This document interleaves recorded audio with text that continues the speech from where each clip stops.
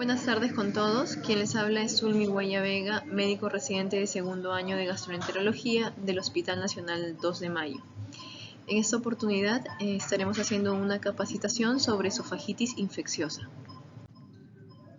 Estos son los puntos que voy a tratar. Primero una introducción en general, luego las causas más comunes según la enfermedad de base que tenga el paciente, y luego desglosaré cada una de las causas más comunes, dentro de ellas la Candida albicans, el herpes simple, el citomegalovirus y el virus papiloma humano. A manera de introducción, la esofagitis infecciosa es la segunda, según cierta bibliografía, o según otras la tercera causa de esofagitis, por detrás de la enfermedad por reflujo gastroesofágico y de la esofagitis por cáusticos o de la esofagitis eosinofílica. Estas son las cuatro principales causas. Es inusual en población general, es mucho más frecuente en pacientes inmunocomprometidos, de ahí que radica la importancia de identificarla a tiempo para brindarle un adecuado manejo, pudiendo variar también la mortalidad en estos pacientes. Vamos a tener diversos factores de riesgo. Algunos de ellos son las alteraciones en el sistema inmune, los medicamentos y las alteraciones esofágicas. Dentro de las primeras encontramos el SIDA, el trasplante de órganos, las neoplasias, la diabetes, el alcoholismo y la edad avanzada. Dentro de los medicamentos podemos observar que tienen mayor relación con pacientes usuarios de corticoides, de inmunomoduladores, de quimioterapia, antibióticos, y ciertas bibliografías mencionan a supresores de ácido también como causantes de esofagitis infecciosa, aunque no queda muy en claro esta asociación aún. También tenemos diversas alteraciones esofágicas, como las estenosis, los divertículos o el daño cáustico previo. Entonces, estas son las causas que he encontrado. Dentro de los hongos tenemos la Candida albicans, la Candida glavatra, el Aspergillus, el Blastomyces y el Cryptococcus. Dentro de los virus, el virus herpes simple, el citomegalovirus, el papilomavirus humano, el varicela virus zoster y el Epstein-Barr. Y dentro de las bacterias, mucho más infrecuente, son los streptococoviridas, los estafilococos y las micobacterias. Yo voy a hablar sobre las cuatro más frecuentes, que son la Candida albicans, el herpes simple, el citomegalovirus y el papiloma. Podemos observar también que según la enfermedad que padezca el paciente hay ciertas etiologías más frecuentes. Por ejemplo, en los pacientes con SIDA va a ser más frecuente la infección por cándida sola o por cándida con algún otro microorganismo. En los pacientes trasplantados de médula ósea va a ser más frecuente la infección por citomegalovirus y por herpes simple virus, llegando hasta un 52%. Y en los pacientes trasplantados de órgano sólido van a ser los mismos microorganismos, pero en menor cantidad, un 13%. Para empezar con la esofagitis por Candida albicans, esta es la causa infecciosa más frecuente, abarcando más de un 88%. Y las localizaciones más frecuentes son en orofaringe y en esófago. En orofaringe es más común encontrarla que en esófago.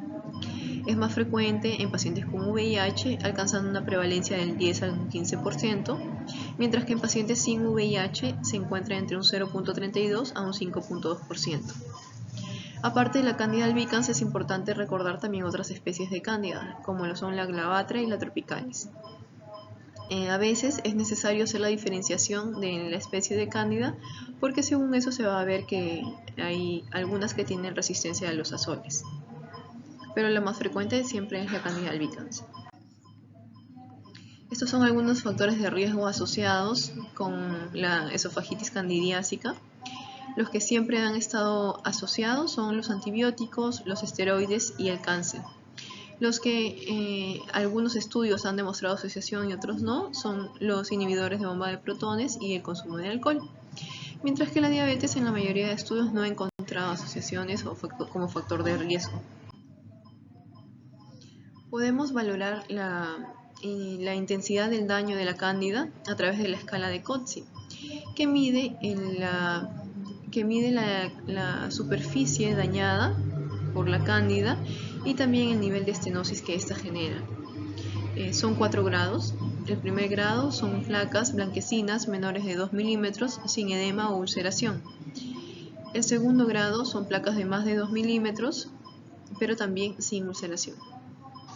El tercer grado son lesiones nodulares, confluyentes, elevadas, mientras que el cuarto grado vamos a encontrar las mismas lesiones, pero que ya generan más bien estrechez. El tratamiento para cándida es fluconazol, la dosis de 200 a 400 miligramos por día durante 14 a 21 días. Si es que hubiese resistencia al fluconazol, se podría elegir también voriconazol a dosis de 200 miligramos cada 12 horas por 14 a 21 días o posaconazol a dosis de 400 miligramos cada 12 horas. La segunda etiología infecciosa más frecuente es el herpes simplex virus. Como recordamos, el herpes simple tipo 1 es más frecuente en la región bucal que el tipo 2. Generalmente se va a presentar en pacientes que tengan inmunidad celular comprometida.